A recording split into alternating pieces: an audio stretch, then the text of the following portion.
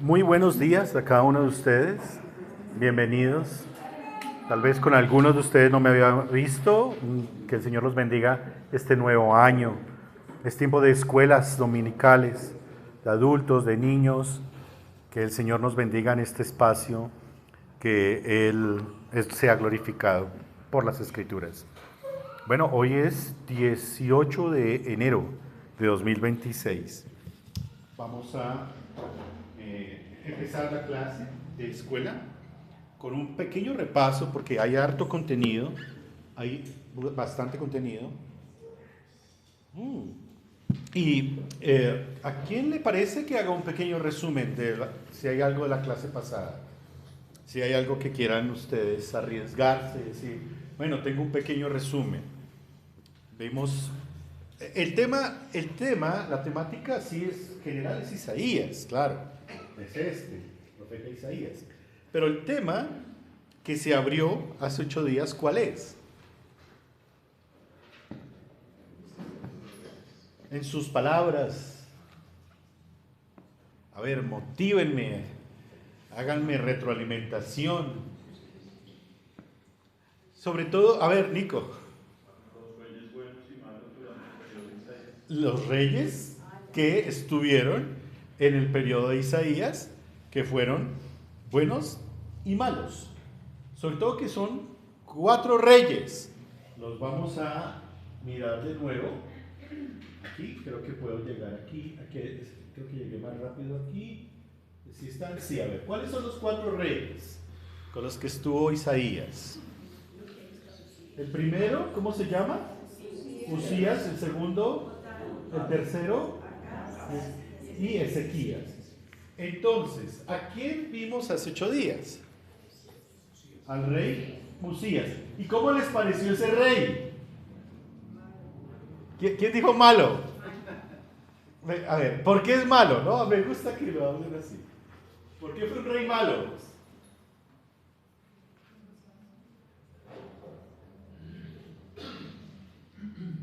Ahí llegamos. ¿Por qué fue un rey malo? Oh, dime. Se enalteció. ¿Y cómo fue eso, Will? ¿Cómo fue que se enalteció? ¿Cómo fue que dijo? ¿O qué dijo? ¿O qué hizo? Aquí les voy a dar una pista con la foto. Tomó el papel que no era y el incienso que no le correspondía a él. ¿En dónde? ¿En dónde cogió el incensario? Le hizo, y lo que dice William es cierto, hizo lo que no le correspondía. En el templo. ¿Y qué le pasó? El Señor le mandó la lepra. Muy bien. Ese es el tema de Usías. Entonces, Usías, ustedes lo van a leer en Reyes y también lo van a leer en Crónicas. El tema de Reyes es, hizo lo bueno delante de Dios hasta que tuvo lepra. El tema, como lo maneja Crónicas, es, hizo lo bueno delante de Dios hasta que fue rebelde y quemó incienso donde no, o sea, porque no le correspondía, y el Señor le mandó una lepra y él estuvo aislado en una casa y gobernó Jotán mientras él vivía. Ya cuando muere, Jotán se vuelve el rey de Judá. Esa historia es algo triste porque lo que se evidencia también dentro de los conceptos que vimos, sobre todo que hay 2 conceptos que vimos, que eran lugares altos y la expresión, lo sepultaron en las tumbas de David. La expresión lo sepultaron en las tumbas de David es el cementerio que construyó el rey David en su ciudad, Jerusalén, para todos los reyes del pacto que vendrían después de él. Sin embargo, también se leía como señal de aprobación de Dios a la gestión real. Entonces lo más probable es que por lo que hizo Usías de haber vulnerado la santidad del templo, él no fue sepultado en los sepulcros de David, aunque sí en la ciudad de David. Esa es la conjetura que varios biblistas hacen con respecto a lo que sucedió con Usías. Ahora, es importante tener en cuenta esos conceptos, las tumbas de David, y ahora el otro concepto que vimos hace 8 días, Lugares altos. ¿Qué son los lugares altos? ¿Qué dijimos que eran? ¿Lo tienes ahí, Julis, escrito? Ídolos. Ídolos puestos, sí, allá arriba. ¿Lo tienes ahí? ¿Qué son los lugares altos? Es la forma de oración en las colinas de Israel o Judá que Dios contiene por básicamente dos razones. Porque se adoraban falsos dioses y porque solo se debía adorar el lugar señalado por el Señor. Ahí está. Lugares altos es donde se adora dioses falsos, donde Dios condena la idolatría y obviamente la falsedad en esa adoración. Y objetivamente hay dos razones, objetivamente, y es que Dios es el único digno de adoración, y la otra razón es porque solo Dios señala dónde debe ser adorado. Bajo excepciones sobre todo que se registran en el Génesis y en otros lugares, como por ejemplo en Josué y en el ministerio de Samuel también, pero esos son casos excepcionales. Hay dos lugares establecidos para adorar a Dios, según la ley: el tabernáculo y el templo. No podía haber otro lugar. En tiempos de estos reyes que se mencionan aquí, como el rey Usías y el rey Jotán, los lugares altos eran algo común, pero existía el templo. Entonces, al existir el templo, que es para adoración, lo que era triste es que las personas seguían acudiendo a las colinas a adorar dioses falsos.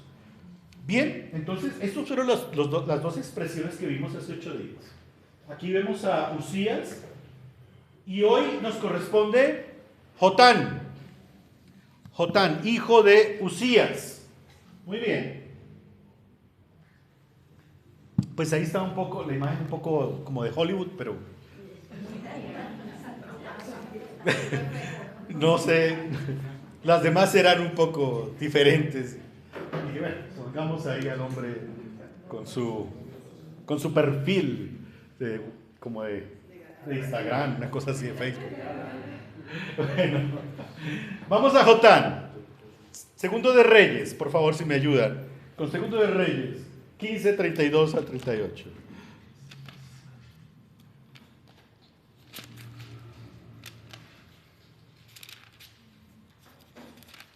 Hagámosle. Lecturas. ¿Quién lo lee? Segundo de Reyes, 15, 32 al 38. En el segundo año de Peca, hijo de Remalías, rey de Israel, comenzó a reinar Jotam, hijo de Usías, rey de Judá. Cuando comenzó a reinar era de 25 años y reinó 16 años en Jerusalén. El nombre de su madre fue Jerusa, hija de Sadoc. Y él hizo lo recto ante los ojos de Jehová, hizo conforme a todas las cosas que había hecho su padre Usías. Con todo esto, los lugares altos no fueron quitados, porque el pueblo sacrificaba aún y quemaba incienso en los lugares altos. Edificó él la puerta más alta de la casa de Jehová. Los demás hechos de Jotam y todo lo que hizo no está escrito en el libro de las crónicas de los reyes de Judá. En aquel tiempo comenzó Jehová a enviar contra Judá a Rezín, rey de Siria, y a Peca, hijo de Remalías, y durmió Jotam con sus padres y fue sepultado con ellos en la ciudad de David su padre, y reinó en su lugar a Acaz. Muy bien. Entonces, en la narración de Reyes, que es una narración panorámica, ahora vamos más adelante a mirar la narración de Crónicas, se nos dice que hizo lo recto como su papá. La narración de Crónicas dice hasta que, o no hizo, más bien, usurpar el templo. O sea, lo que hizo Usías fue usurpar el templo. Jotán dijo, uy, no, yo no me arriesgo con eso porque vea lo que le pasó a mi papá. O sea, además, era una persona más noble que su papá, y es interesante los logros que hizo este rey. Todo esto pertenece al marco del profeta Isaías.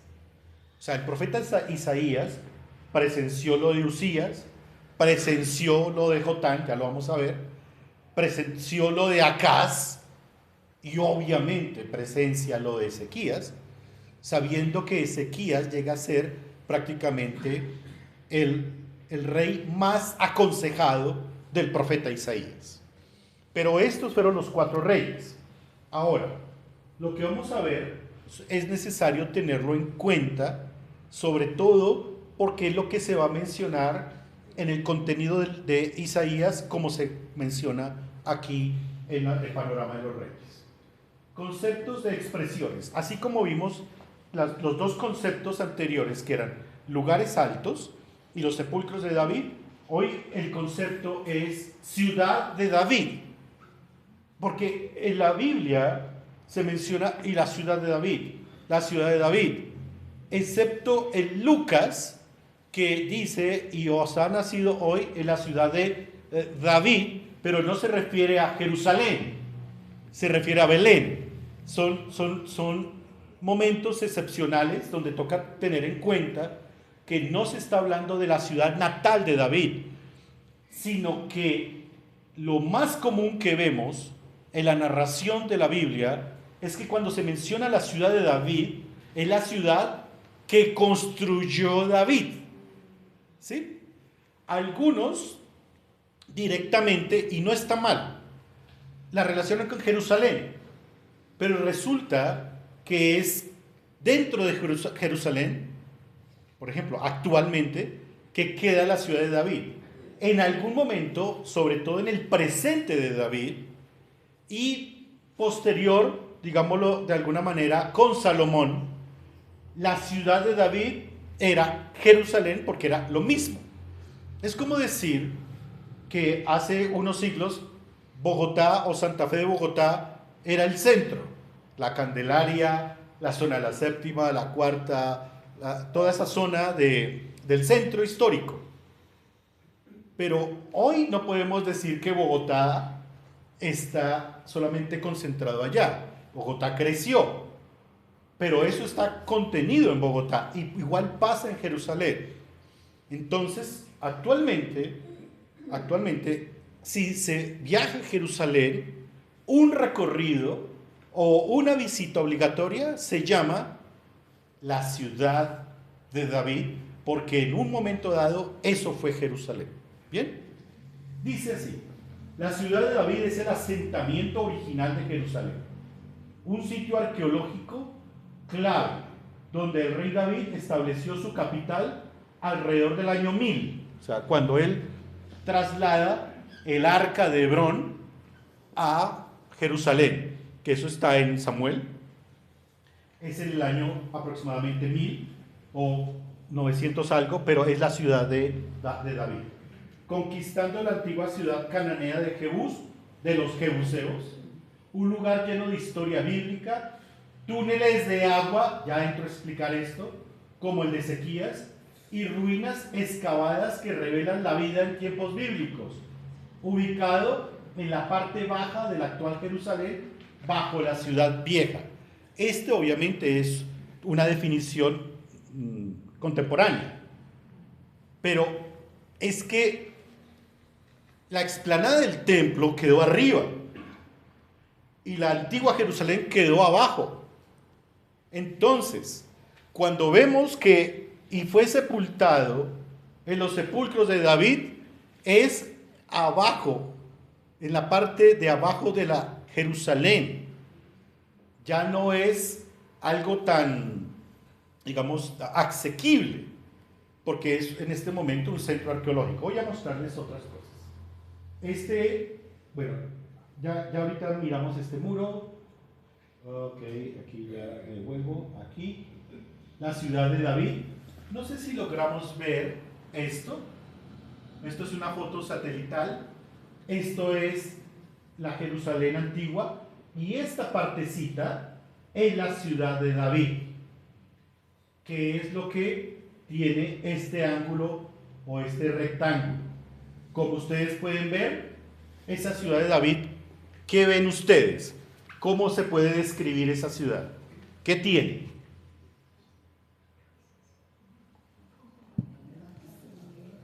¿Tiene qué? Casas, viviendas, ¿sí? ¿Qué más? No, qué bien, interesante. Supongo que antes las habría, ya no. ¿Qué más habrá? Uy, ¿quién dijo eso? Callejones. Calles, callejones, laberintos. Muy bien. ¿Y cómo está construida? ¿Sí lo notan? Como de que esta es la parte de qué? Del muro. Bien. ¿Y va qué? ¿En qué? En loma. En subida. Es el sitio más investigado actualmente por la arqueología. Este lugar. Lo que hay allá todavía está saliendo a la luz. ¿Qué hay allá? Casas, calles, callejones, laberintos. Sí, tenían similitud. Y ya te voy a explicar por qué. Esa pregunta, ahí tengo que medir la respuesta, pero es interesante esa pregunta. Y resulta que por debajo, ¿saben qué había? Túneles. Había túneles que tenían dos propósitos. Si se hace un túnel, ¿es para qué? Para escapar. Y el otro túnel es para llevar agua. Acueducto. ¿Listos? Bien. Este es parte del muro. Ya les voy a explicar que tiene que ver con lo que se llama aquí el muro de Ofel. Y lo vamos a mirar en Crónicas.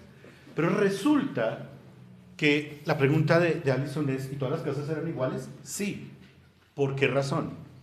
Porque David siempre pensó que, y esto es obviamente una conjetura histórica, no es la confirmación o la respuesta, pensó que la protección del pueblo era algo muy importante y si encontraron una casa muy bella, los enemigos iban a ir a esa casa. Entonces él prefería como tener, digámoslo así, algo más universal. De por sí, si ustedes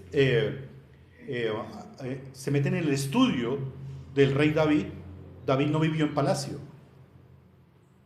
David, ¿cuál era la cabalgadura de David? Era un burro. Fue Salomón el que trajo los caballos, ¿recuerdan? Entonces la vida de David fue una vida muy sencilla, muy sencilla. Obviamente la casa probablemente sobresalía, pero no al estilo de Salomón y posteriores reyes. ¿Listos? Bueno, vamos al tema de Crónicas. Ahora sí, vamos a mirar Crónicas, segundo de Crónicas 27. Miremoslo un instante. De 25 años era Jotam cuando comenzó a reinar, y 16 años reinó en Jerusalén.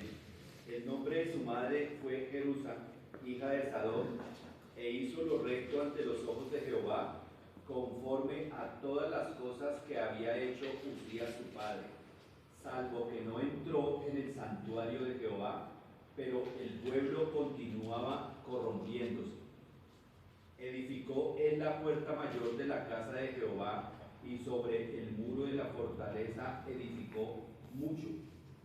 Además, edificó ciudades en las montañas de Judá, y construyó fortalezas y torres en los bosques. También tuvo él guerra contra el rey de los hijos de Amón, a los cuales venció, y le dieron los hijos de Amón en aquel año 100 talentos de plata, 10,000 coros de trigo y 10,000 de cebada. Esto le dieron los hijos de Amón, y lo mismo en el segundo año y en el tercero. Así que Jotam se hizo fuerte, porque preparó sus caminos delante de Jehová su Dios. Los demás hechos de Jotam y todas sus guerras y sus caminos, he aquí están escritos en el libro de los reyes de Israel y de Judá. Cuando comenzó a reinar era de 25 años y 16 reinó en Jerusalén. Y durmió Jotam con sus padres y lo sepultaron en la ciudad de David y reinó en su lugar Acaz su hijo. Perfecto, gracias. Miremos un instante esto. Construyó muros. Cuando uno dice aquí en Bogotá, constrúyame un muro, pues se construye un muro con bloque, ¿cierto? Ladrillo, o bueno, con otro material. En aquel tiempo, construir un muro, el grosor podría ser lo que es el ancho de esta capilla.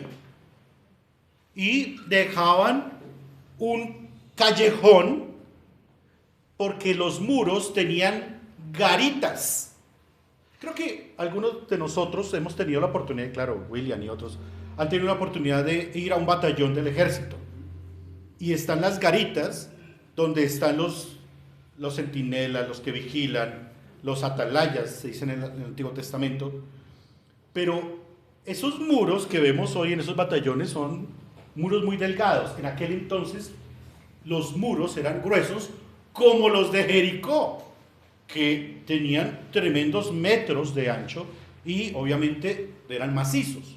En ese orden de ideas, Jotam construye este muro que se llama el muro de Ofel, que hace parte o hacía parte de la construcción que protegía el templo.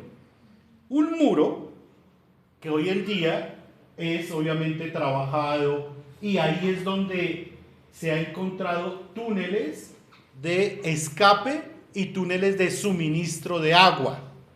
Entonces este Jotam no perdió el tiempo, o sea, él no fue una persona que, digámoslo así, que estuvo solamente peleando con los sacerdotes o discutiendo. Él entendió que se necesitaba una reforma en las construcciones que se hacían y también entrenó digámoslo así, al pueblo y al ejército en temas de escape si venía el enemigo. Ahora, vamos a mirar quiénes eran los enemigos de Judá, porque ese es el tema. Lo leímos en Crónicas. Y entonces hizo guerra, y entonces lo atacaron, y esto y lo otro. Entonces, ¿quiénes eran los enemigos de Judá? Si prestamos algo de atención, hay unos enemigos que son muy obvios. ¿Qué enemigo? ¿Qué enemigos pueden haber para los reyes de Judá en aquel entonces?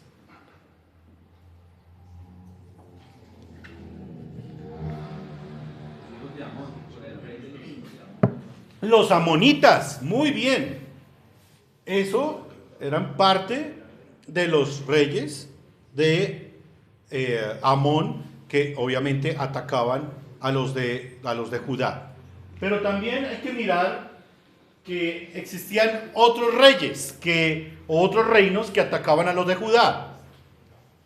¿Ustedes no han escuchado esas historias por allá que, digámoslo de alguna manera, esos dichos que dicen, eso pasa en todas las familias? ¿Qué es lo que pasa en todas las familias? Que ojalá no pase más. ¿Problemas entre quiénes? Entre hermanos. Resulta que Israel, cuando yo hablo de Israel en este tiempo, estoy hablando de ¿qué? De las 10 tribus, o sea, los del norte, tenían problemas con Judá. Y entonces había un rey que se llamaba Peca, con K. Y ese rey le hacía la vida imposible a Jotam. Pero no solamente ese rey, varios reyes de Israel contra Judá, siendo que ellos venían de una misma raíz. Entonces, vamos a mirar este mapa. Este mapa se llama los reinos del Levante. Ya ustedes entienden el tema del Levante. A ver, ¿por qué se llama del Levante? Dilo, Silvana, ¿por qué? Por esta forma. Porque es donde se ve cómo se levanta el sol. y cómo ilumina. No es otro concepto. Los reyes del Levante. Aquí está el reino de Judá. Aquí está Jerusalén. Aquí está el Israel. ¿Y se puede bajar un poco más, tú crees? ¡Ay, perfecto! Ojo, aquí está Israel, 10 tribus. O sea, ojo porque este mapa, esta geografía es de la historia en el punto de Isaías. Lo que antes era uno, ya no. Ahora están divididos. Porque Jotán es rey de Judá y Peca es rey de Israel, en reino dividido. Entonces aquí estamos viendo el reino de Israel, mucho más grande, obviamente. Y aquí ellos le hacían guerra a Judá.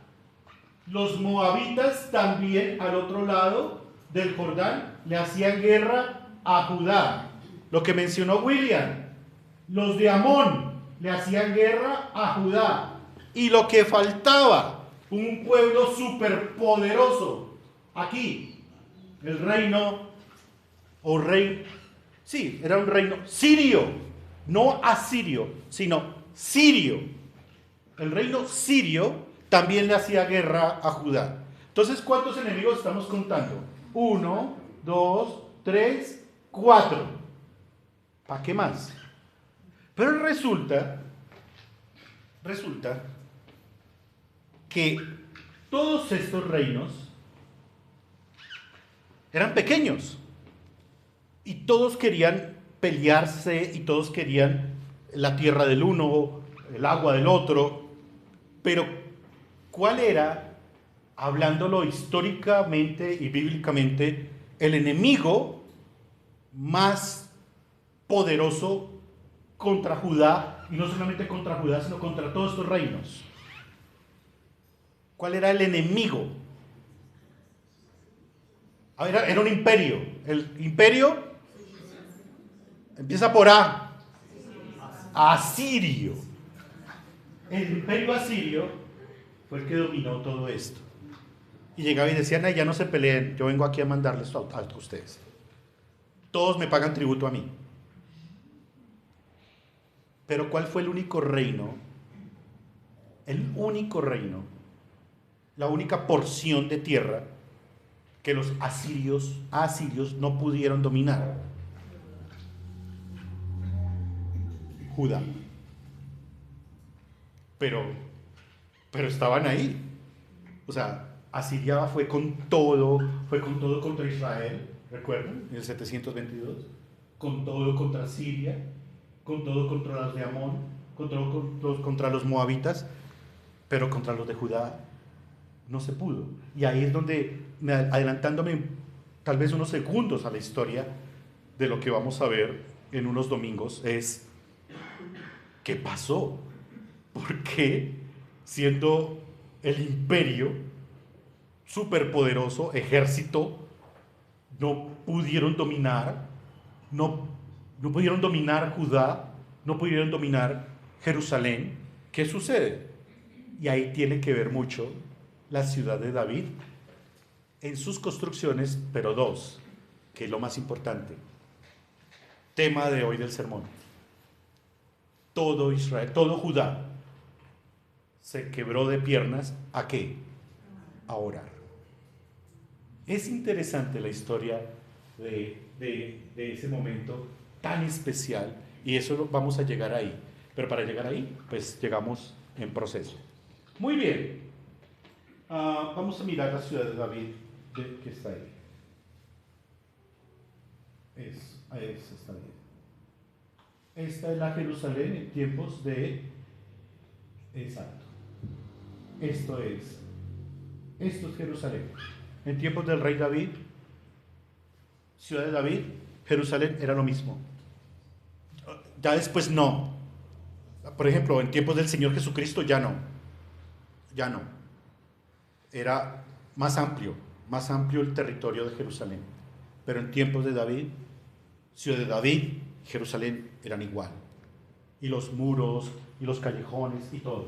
Y aquí está. Creo que en esa época se había arbolitos. Pero, bueno. Pero esto es la ciudad de David. Uno dice, pero en ese pequeño territorio, pero sí, David llegó a ser el gran rey David, que todos lo reconocían, hasta sus vecinos, todos lo reconocían. Muy bien, ya ahí podemos cerrar esta diapositiva. Volviendo al tema aquí del PowerPoint. Si nosotros vamos a anotar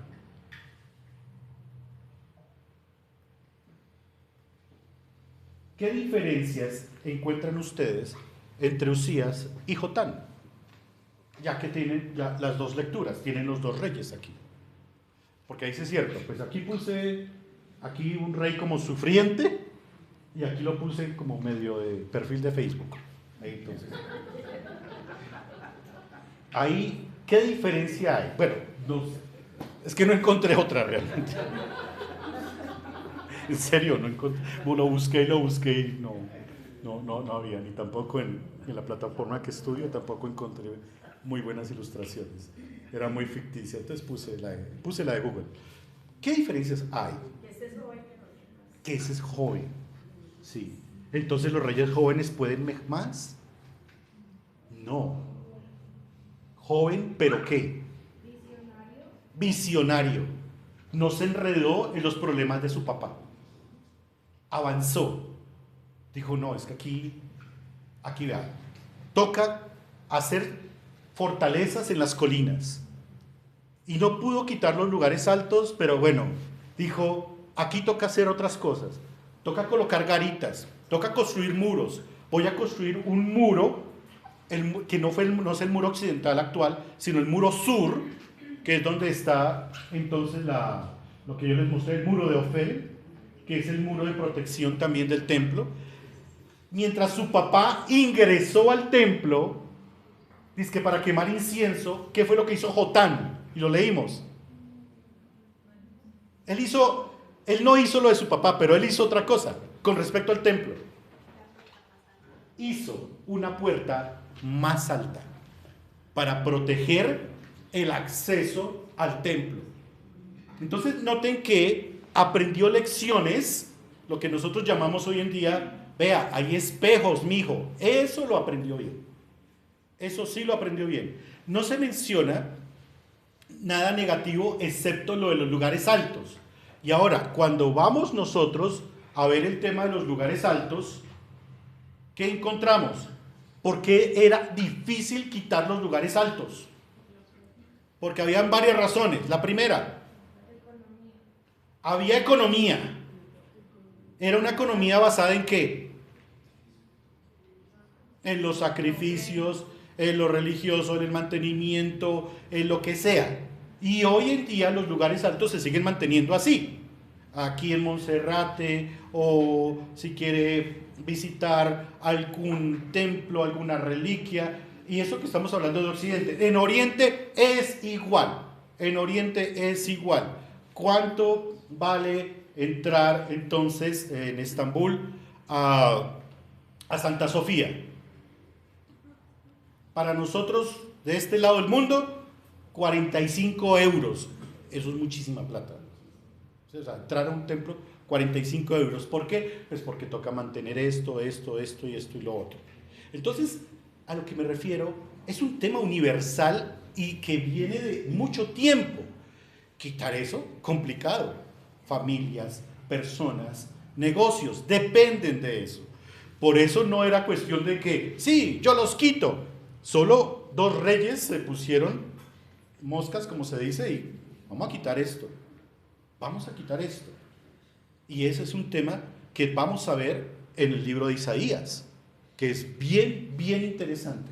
El tema de Ezequías. Muy bien. ¿Qué otra diferencia pueden ustedes encontrar? No solamente que viejo y joven, sino ¿qué otra cosa? Si ustedes notan.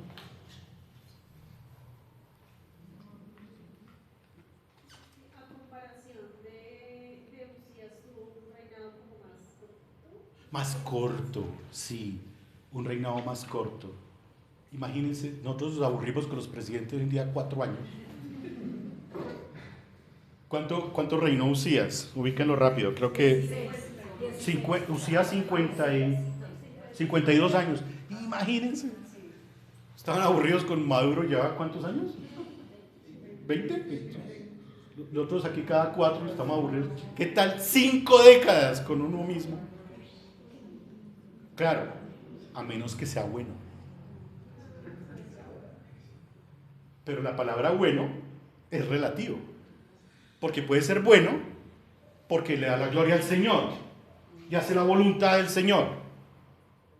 Por ejemplo, ¿no? Que ese rey quitó los lugares altos.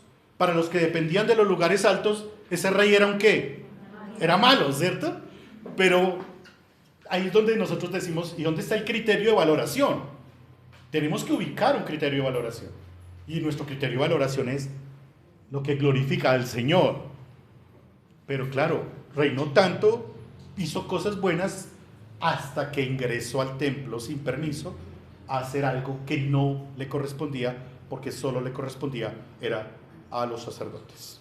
Muy bien. El tema de lo que dura, como dice Katy, un reino, es bien interesante. ¿Por qué? En Israel los reinos fueron más cortos. Los reyes duraron menos tiempo. En Judá era más extenso. En Israel siempre hubo reyes malos. En Judá se alternaban reyes buenos y malos, que es lo que estamos viendo aquí. Ahora, en 16 años construye fortalezas, construye garitas o lugares altos militares, más bien, corrijo, construye, digámoslo así, ciudades con fortaleza en las colinas, ayuda en el acueducto, también lucha contra los reyes de Amón o los amonitas, triunfa, entonces páguenme el impuesto del triunfo, 3 años, es lo que dice la Biblia. Y claro, cuando dice y murió, ¿dónde fue sepultado? En los sepulcros, en la ciudad de David. Con él es más claro que con su papá. Con él es más claro. Y entonces, si nosotros decimos que tenemos que clasificar un rey, para nosotros es difícil, como decía yo ahorita. Pero la Biblia dice, hizo lo bueno delante de Dios. Eso es lo que está diciendo. Cuando comenzó a reinar, el versículo 8, estoy con ¿qué? Con Segundo de Crónicas 27. Dice, versículo 6, así que Jotán se hizo fuerte porque preparó sus caminos delante de Jehová su Dios.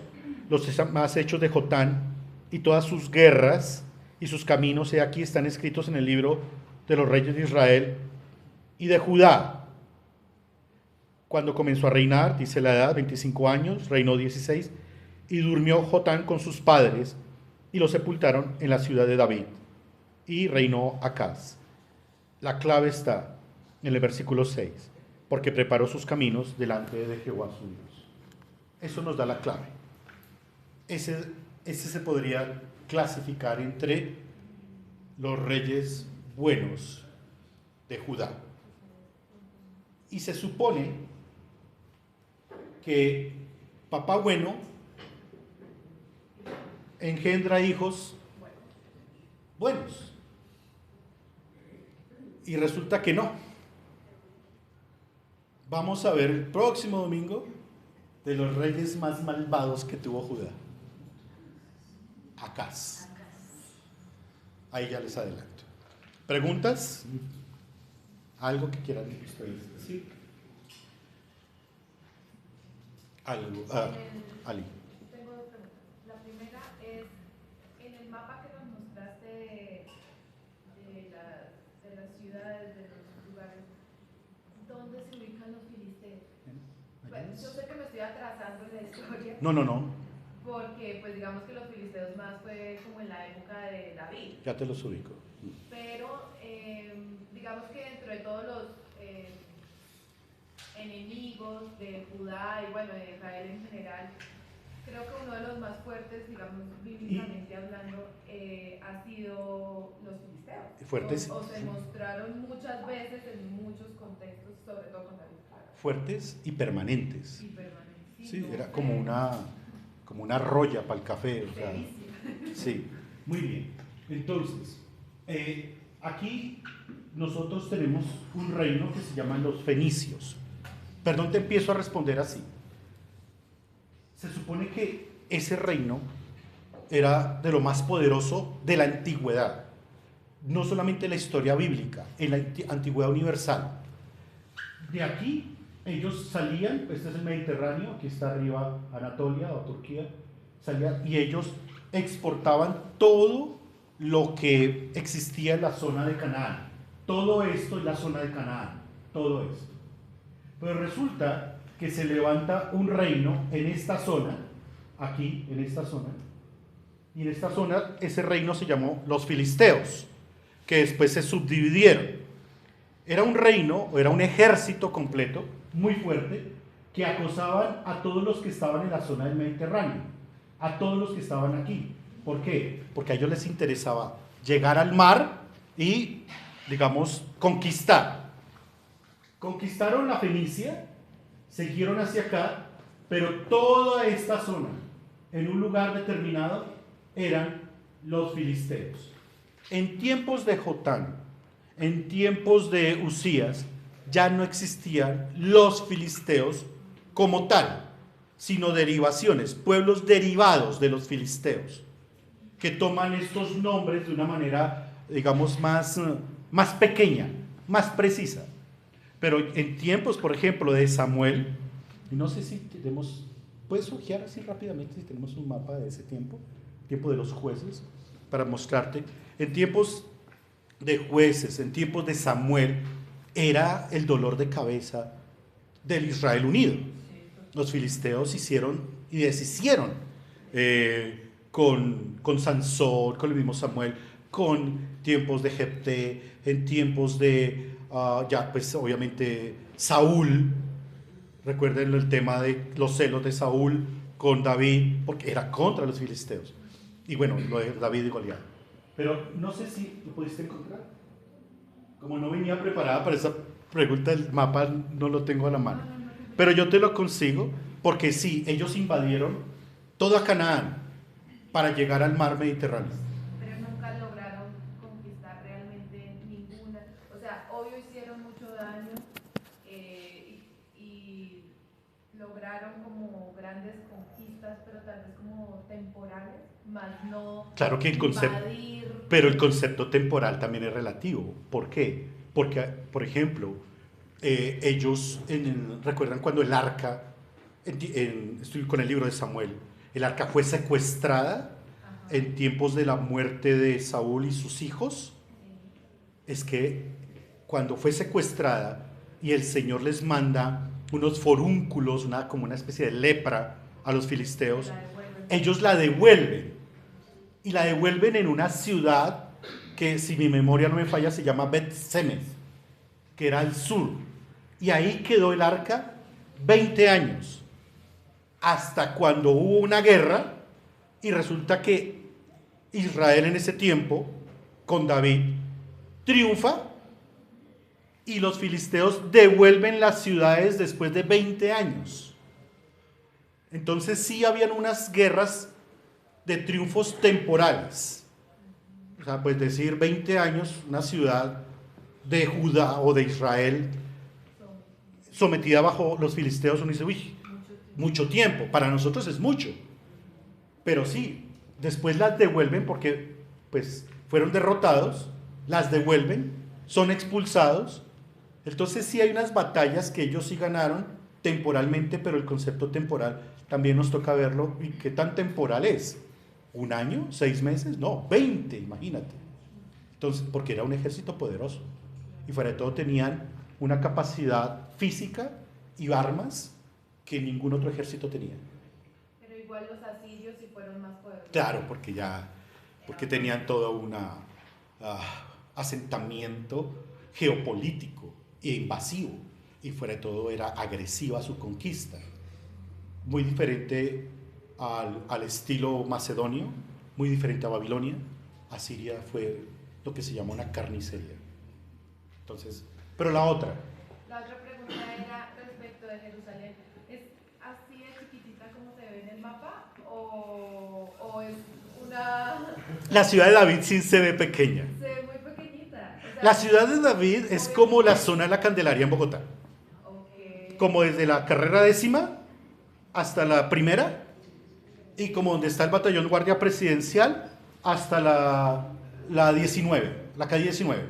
Ese cuadro, ¿sí? A la ladera de Monserrate. Eso es la ciudad de David. En algún tiempo Jerusalén y la ciudad de David era una misma cosa. Ahora, claro, es más amplio. Listo. Pero yo te consigo el mapa bien claro la próxima. Gracias, tomémonos una aromática, un tinto.